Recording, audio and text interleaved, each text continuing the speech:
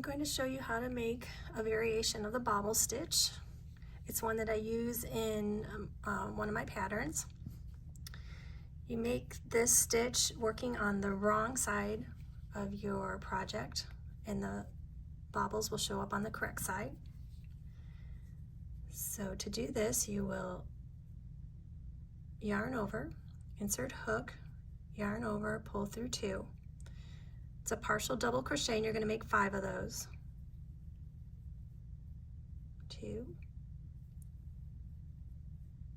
3, 4,